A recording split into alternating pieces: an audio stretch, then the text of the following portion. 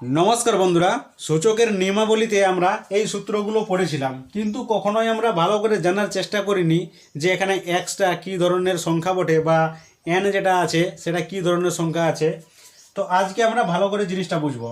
আসলে এগুলো কিন্তু চলরাশির আকারে লেখা আছে। এখানে যদি এক্সের জায়গায় যদি 2 লিখি আমি, তাও সূত্রটা কাজে লাগবে। যদি আমি 3 লিখি তাও কাজে লাগবে, যদি 5 লিখি তাও কাজে লাগবে। মানে কি, এগুলো চলরাশির মধ্যে আকারে লেখা আছে। তো এগুলো আসল মান কি, কোনগুলোকে আমরা এগুলোর মধ্যে দেখব। তো এখানে জেনে রাখো, যেখানে এক্স আছে, এক্স কিন্তু এখানে সমস্ত বাস্তব সংখ্যাকে বোঝায়। হয়েছে, বাস্তব মানে কি, আমাদের মূলদ সংখ্যাও থাকবে, অমূলদ সংখ্যাও থাকবে। এখানে অবাস্তবটা থাকবে না, অবাস্তব যেটা বলছি সেটা থাকবে না।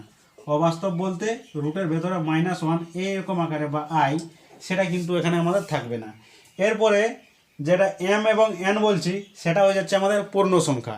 আমরা সংখ্যা রেখা পড়েছি, সেই সংখ্যা রেখার মধ্যে আমরা দেখতে পাই এরকম একটা দাড়ি, যার মধ্যে মাঝখানে 0 থাকে, এদিকে প্লাসগুলো, এদিকে মাইনাসগুলো, এদিকে অসীম পর্যন্ত, এটাও এদিকে অসীম পর্যন্ত।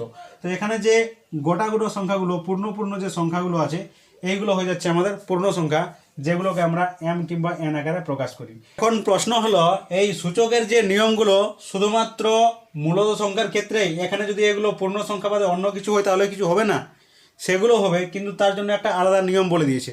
তোমাদের বইতে সেটা লেখা আছে। এখানে বলে দিয়েছে যে সূচকের নিয়মাবলী অমূলদ সূচকের ক্ষেত্রে প্রযোজ্য হলো, কিন্তু অমূলদ সূচকের ক্ষেত্রেও কি সূচকের নিয়মাবলী প্রযোজ্য হবে?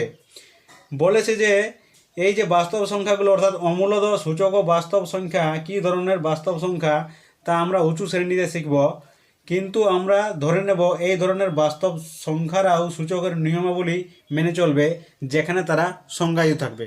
মানে সেক্ষেত্রে তোমাদের বলে দেওয়া হবে যে আলাদা করে কি করবে। বাকি যে আছে সেটা আমরা উঁচু শ্রেণীতে শিখব। ধন্যবাদ।